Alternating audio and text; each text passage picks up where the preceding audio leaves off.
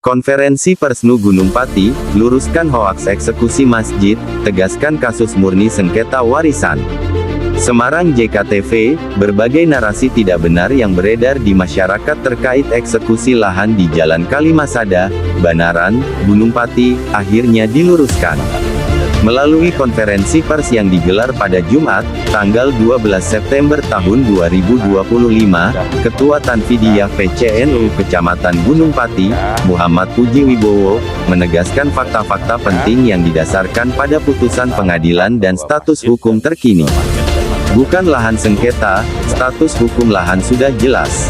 Puji Wibowo menjelaskan bahwa objek eksekusi tersebut bukan lagi lahan sengketa karena statusnya sudah inkrah atau berkekuatan hukum tetap.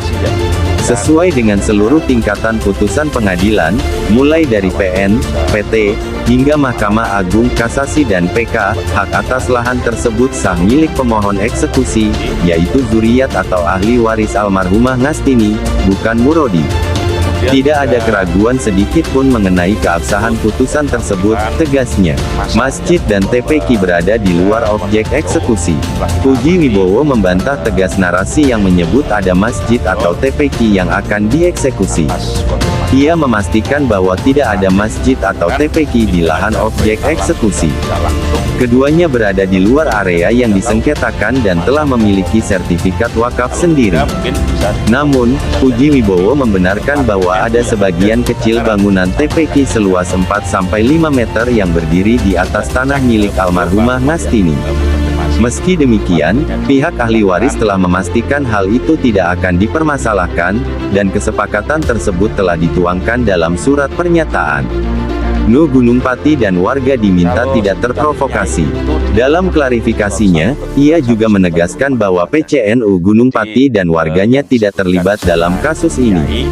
Hal ini murni sengketa warisan antara keluarga almarhumah Ngastini dengan Murodi.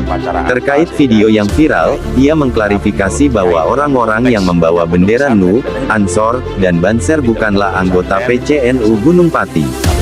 Sekretaris PCNU Gunung Pati, Imron, bahkan menyatakan tidak mengenal mereka. Kami mengimbau masyarakat, khususnya warga NU, untuk tidak terprovokasi. Bapak Murodi bukan seorang kiai NU, dan dia tidak memiliki pondok pesantren apalagi santri di dalam objek eksekusi, tutup Puji Wibowo.